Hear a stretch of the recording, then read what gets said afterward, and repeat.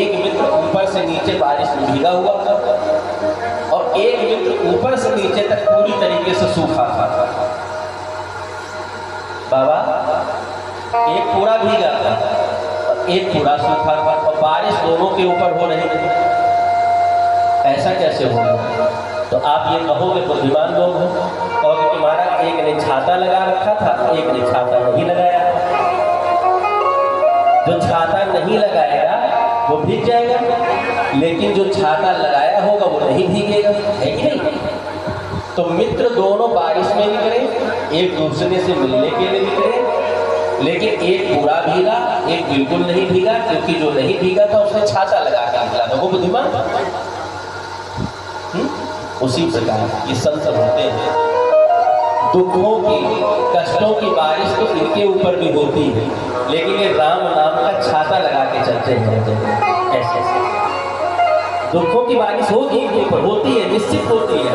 कष्टों की बारिश होगी इनके ऊपर, लेकिन राम नाम का जो छाता होगा ना, राधा नाम का जो छाता होता है, उससे ही अपने आप को बिल्कुल फ्रेश, बेहतरीन, उमंगपूर्ण, फ्रेश महसूस करते हैं अपने आप को।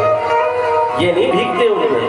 और जो संसारी लोग होते हैं, आप जो बता रहे हैं पिताजी, जो संसारी होता है वो राम नाम का छाता नहीं लगाए रहता है, और जब वो छाता नहीं लगा तो भीगेगा वो कष्ट में।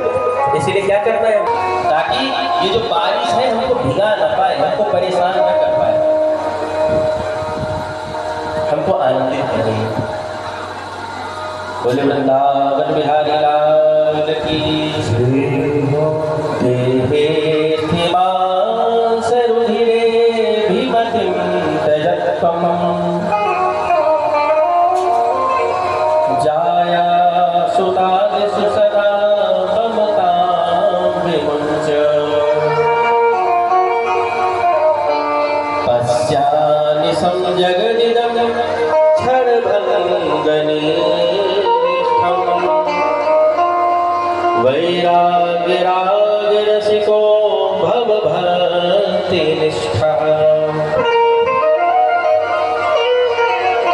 धर्मं भजस्व सततं त्यज लोकधर्मान्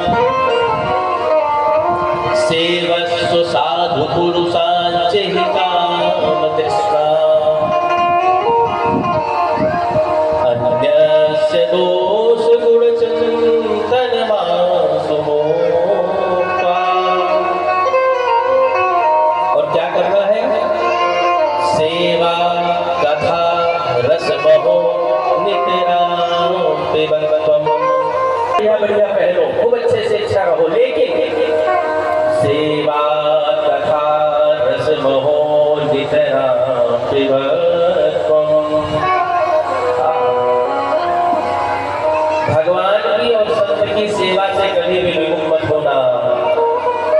भगवान की सेवा से और संत की सेवा से कभी भी विमुख नहीं होना। अगर तुम इनकी सेवा से विमुख हो गए तो भगवान आपकी कृपा से तुमको विमुख कर देगा। सेवा कथा। हे पिताजी, आपने पूछा है हमसे क्या करना चाहिए, तो सुनिए, सेवा करनी चाहिए और कथा श्रवण करते रहना चाहिए। जो जीवन में कथा और सेवा को नहीं अपने जीवन में, मैंने शुरुआत में क्या कहा, खूब कमाओ, खूब खाओ, खूब पहनो, खूब अच्छे रहो, लेकिन ये कब सार्थक होगा? जब जीवन में सेवा और कथा होगी तो ये सार्थक है। नहीं तो आए थे हरि भजन को रोटन लगे कपास, इतने हाल रह जाएगा हमारा। हम कब जन्म लिए, कब जवान हुए, कब बूढ़े हो गए, हमको कुछ डेट पता है क्या? किसी को कुछ नहीं पता। इसलिए सेवा कथा रस महो नितरां पिबत्वम्, निरंतर पीना है हरि। सदा सेव्या श्रीमद्भागवती वार्ताः यस्याः श्रवण मात्रेण हरिश्चित्तं समाश्रयेत्। ये सूत्र है सारे। इन सूत्रों से जो व्यक्ति दूर हुआ उसको फिर दुखों ने ऐसा पकड़ा कि निकल नहीं पाया। और जो इन सूत्रों को पकड़ करके अपने जीवन का निर्वाह करता है वो जीवन में ऐसा सुख में आया कि दुख उसके पास ही नहीं भटक पाया। अब तो महाराज पिताजी बड़े प्रसन्न हुए, आंसू आंसू पूछे, कहा बस मेरे रोने के दिन खत्म।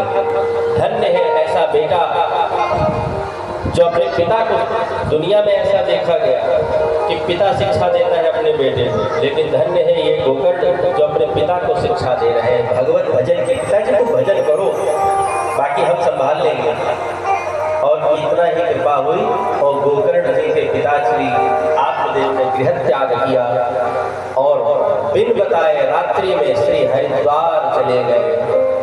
और लिखा है दशमस्य पाठात, दशम स्कंद का नित्य पाठ करते थे भागवत जी के, और शरीर का उन्होंने त्याग किया तो भगवत धाम के अधिकारी हुए। इधर धुंधकारी अपनी माँ से पूछता है धन कहाँ है, आज माँ ने मना कर दिया तो माँ के चोटी को पकड़ करके बिस्तर से नीचे फेंक देता है। माँ को आत्मग्लानि हुई और उस आत्मग्लानि में घर के ऐसी उपक्रम हुआ कि वो माँ कुएं में कूद करके बाबा अपने प्राण त्याग दिए। माँ भी चली गई, पिता भी चले गए और अब बचे गोकर्ण जी सोचे घर में छोड़ेंगे तो अगला नंबर हमारो लगेगा। तो गोकर्ण जी बोले कि भैया घर से निकलना पड़ेगा। तो गोकर्ण जी निकल गए घर से, अपना कमंडल लिए, अपनी कुछ पुस्तकें रखते थे, वह पुस्तकें दबाएंगे और निकल गए वहाँ से। जब गोकर्ण जी निकले तो तीर्थाटन करते हैं, कभी जगन्नाथपुरी जाते हैं, कभी बद्रीनाथ जाते हैं, कभी द्वारिकाधीश जाते हैं, कभी रामेश्वरम जाते हैं, कभी कालीपुरी जाते हैं, कभी वैष्णो देवी जाते हैं। सारे तीर्थों का भ्रमण करते हैं और हर जगह नाम प्रचार करते हैं। किसी को बिठा लिए भगवत रहता है, उसी की कृपा से सारा गांव देश सब चलता है। भक्त हट जाए तो सब खत्म हो जाएगा।